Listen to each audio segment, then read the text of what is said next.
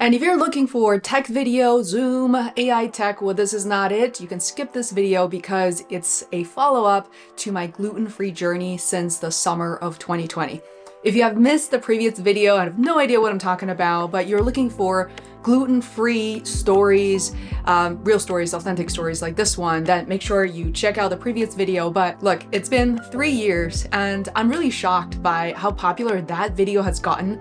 The funny thing is I even got interviewed by US News to really reflect on the things that have helped me, my diet changes, and I realized the need to kind of regroup with you guys and to share things like life update, my diet changes, fitness, my food choices, things along that nature, and also things that are getting really popular, in the market these days are these pills, one of which I'm not holding is the Gluten Cutter pill that you can get over the counter in most places, for example, like CVS if you live in the US. And I also want to talk about the things like probiotics or fiber that I've been taking as well. Before I get started, of course, you know the drill. I'm not a doctor. This is not official health advice.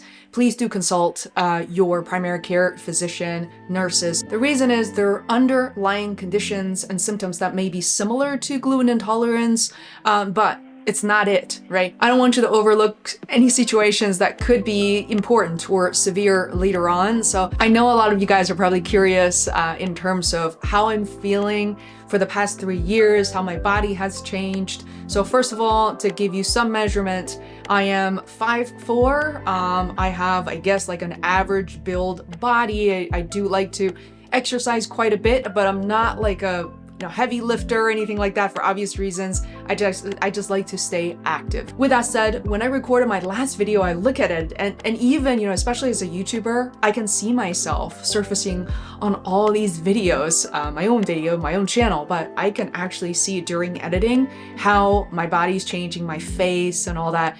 With that said, guys, this is a video, I don't apply too much filter, just a really light one, kind of balance the color a bit, but this video is recorded without any manipulation and distortion, that sort of thing. But I could see how my face changes over the years. At my lightest, which is, just a few months into being gluten-free, I would say summer, fall of 2020, all the way through the summer of 2021, my weight was pretty much the lowest in the past 10 years I had ever seen. And that's also effortless. Other than going gluten-free, my diet, my daily routines are all pretty much the same. I didn't restrict myself to eating my favorite things like ice cream. My weight was at the lowest on average, 123 to 124 compared to the previously, before going gluten-free, at the highest I was around 135. So I was usually on the lighter side through my college years. When I was in college, by the way, I was around, I would say on average 115, 116, and it starts to creep up a bit in my mid-20s, around like 120. And really, as I was recording the last video, into my 30s, I really had trouble really just managing my weight. I was hovering around 130, but not just that, it's just feeling so bloated after eating. I didn't know what was going on. I just felt like I was 3-4 months pregnant. I was in so much pain, those sharp pain that I couldn't quite explain. So fast forward, now I have gone gluten-free for 3 years. Well, for me, my personal journey, which might not represent what's going to happen to you, is my weight has definitely gone up from the average of 124. And some days during those years, 2020, 2021, I was as low as 120. I could see a huge difference in my body. I look at myself in the mirror and I'm gonna be totally transparent and honest. My clothes fit differently. It felt really good. I felt really light. I didn't really feel like there's much weight around my waist, which for me at the time, being 37, 38, it felt like I accomplished something, not just going gluten-free, but just feeling really light, really easy all around. Now, 3 years later, in fact, actually started almost immediately after the summer of 2021, I started to feel the weight coming back in again. I was still feeling very comfortable with my diet. I wasn't starving myself. I was exercising, walking regularly.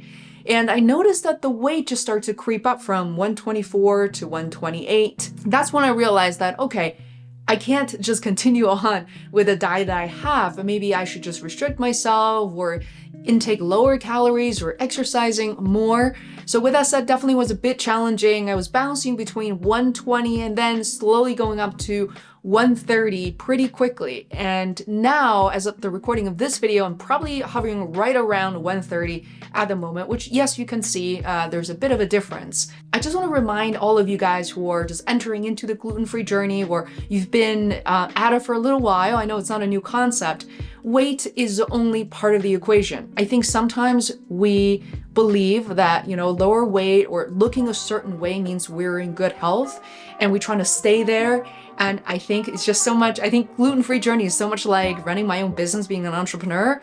It's not always steady. Your weight is exactly the same thing. Because now I'm feeling better, my gut functions a lot more, actually, frankly, more efficiently. I realize that when I consume lower amount of calories on certain days, I don't necessarily drop weight. I don't feel bad or bloated or anything like that. I just feel like overall I'm functioning at a higher level when it comes to the digestive system. And with that said, I do want to talk to you guys a little bit about over-the-counter pills that I've been trying out. Before I hold up these two little bottles here, I would say the ones that seems to be very popular, Gluten Cutter, I'm going to put a picture right here. And please do check out the ingredients. Please do ask your primary care doctor or a nurse. Could you find certain ingredients intolerable? It's over the counter, I guess what I would recommend. Here's what I will say about Gluten Cutter. Finding out about that from a friend who has celiac disease and had such success on basically taking Gluten Cutter, I got a little overly confident. Here's what I did. I took 1 or 2 pills, you can follow the instructions, and I went to a pizza place and ordered a regular pizza, and I think pretty much swallowed 3 to 4 slices. I don't know why I was doing that, but I guess in a way that I realized I just want to see how it happens.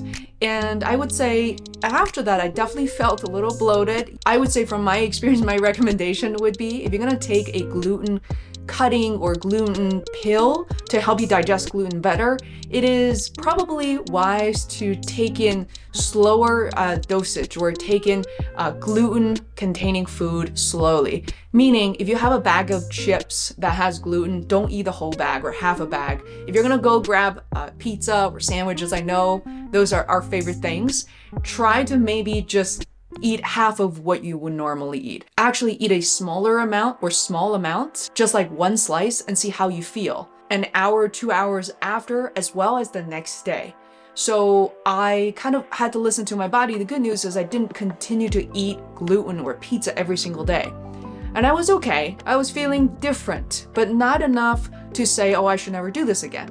So here's something that I noticed again with my own body is after consuming gluten consistently about once or twice a week for a few weeks, I started to notice the pain that I previously had in my neck, shoulders, my sciatica, my lower back.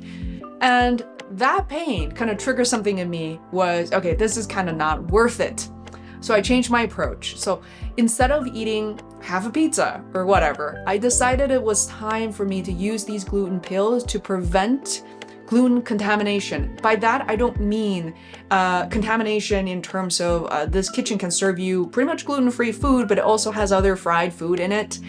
I know that's really alarming for people with celiac disease. For me, it was more like in case I make a mistake when I go out to eat, or especially I am of Chinese heritage, and I often go out to enjoy Chinese food, Asian food with my family and friends.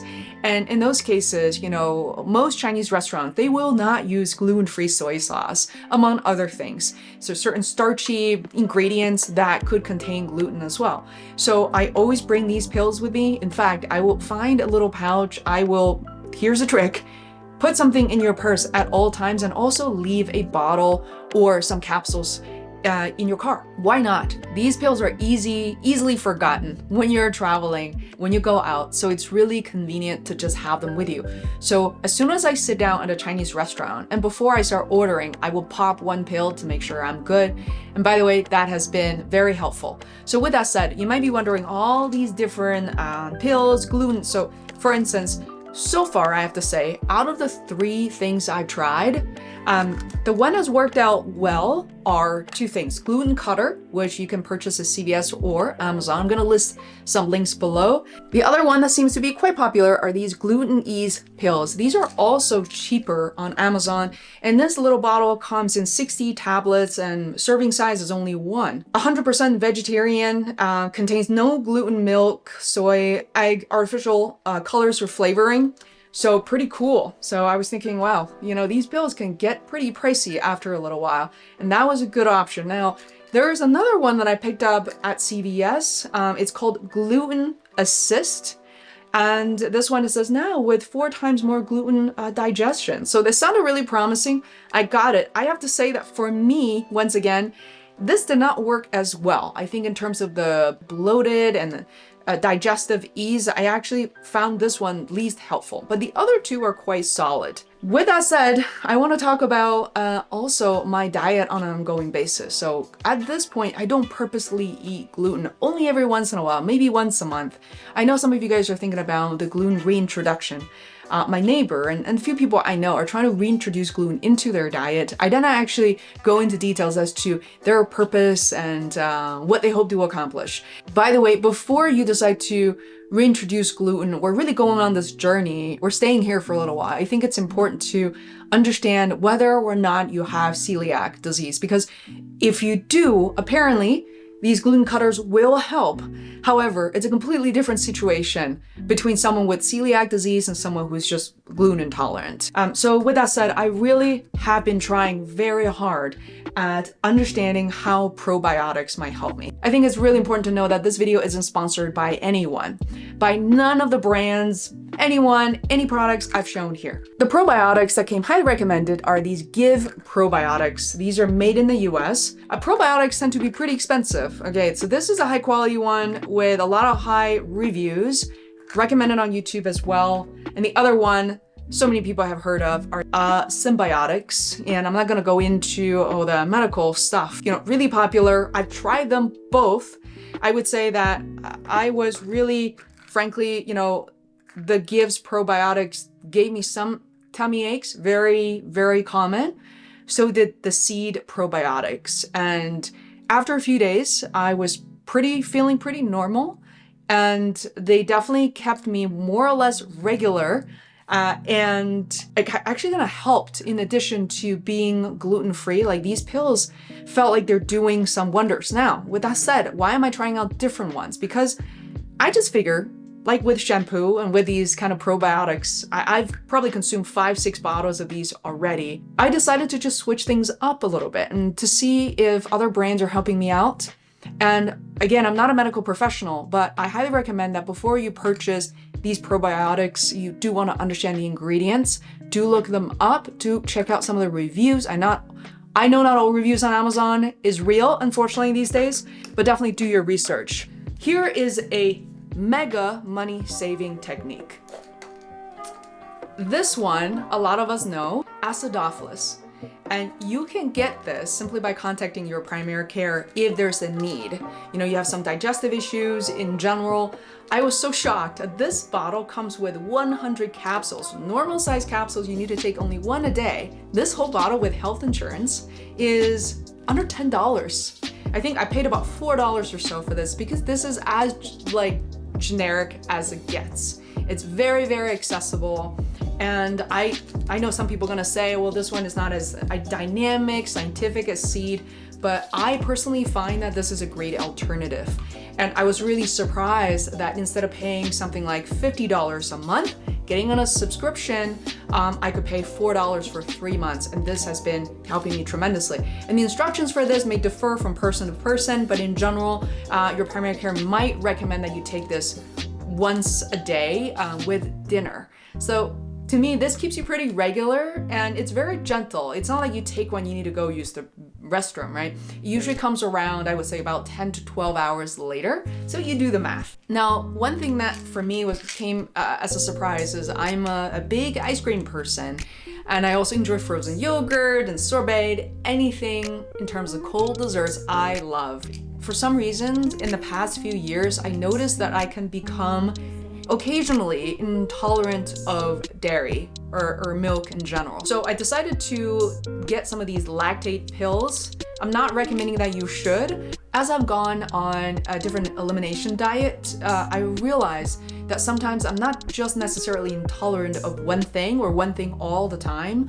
It can really comes and goes. And I noticed that I could be, my stomach could get a little frustrated with other things. For instance, for me, as much as I would like to intake protein and be healthy, in fact, I would like to be eating as much vegetarian food as possible and consume meat, in particular red meat, as little as possible. We are a household that loves seafood, by the way, so there's plenty of protein there. But I noticed that in general, beans, I know they're good for us, but beans are really hard for me to digest. I definitely need Beano. Same thing goes with broccoli. Unfortunately, it's a little hard on my stomach. That has nothing to do with gluten. So it's really important for you to separate things out a bit. If you're not sure, you might want to just try the same food a few times and make sure you're not mixing in with dairy, with gluten, and just kind of try certain things and see how you feel, and journal it really helps. A few other things like I realized, like quinoa and also lentil and also chickpeas. That's definitely a curveball for me as a gluten-free person, just because when you go to the supermarket, when you buy these gluten-free noodles, pastas, for instance, a lot of them are made out of brown rice, white rice, great. Corn, yep, works for me, but there's so many of them made of chickpeas, lentil, green beans, beans in general. So check it out. Maybe you will love them. They actually taste pretty good. You do have to learn how to cook them. Well, you have to follow the instructions. They don't cook quite like the regular pasta. You have to learn the way. But for me, unfortunately, I just won't be able to buy so much of that because my stomach doesn't agree with it. So I hope you find this video helpful. Again, in this video, we walk through kind of my diet changes, my lifestyle changes, and weight changes over the past 3 years, and what I have done, what I've opted in to really take care of that. On the brighter side, I would say that in general, I'm feeling really good. What I mean by that is a lot of the pain feels like chronic, has gone away. They do come back every once in a while, maybe just like once or twice a year. Also, as I'm aging, I just have to be more accepting of the changes that's happening in my body, related or unrelated to gluten. We have also built a pool last fall, in the fall of 2022. It's definitely one of the best decisions. As I'm recording this video during the summer of 2023, I find myself, my partner, my mom, we're in the pool twice a day. It is a fantastic exercise, just makes you feel good all around. You know, really taking care of yourself and revisiting your lifestyle and trying to relax as much as possible. Exercise as regularly as you possibly can is gonna contribute to your overall health. No question and no doubt about it. So I hope you find this helpful. Please let me know your experience with gluten, intolerance, celiac as well, and how your body, your mind has changed or shifted over the years. And let me know how I can be of contribution. If you love technology, that's what I talk about most on this channel. Perhaps you can check out the next video and see if we can be friends. And I'm gonna see you right there.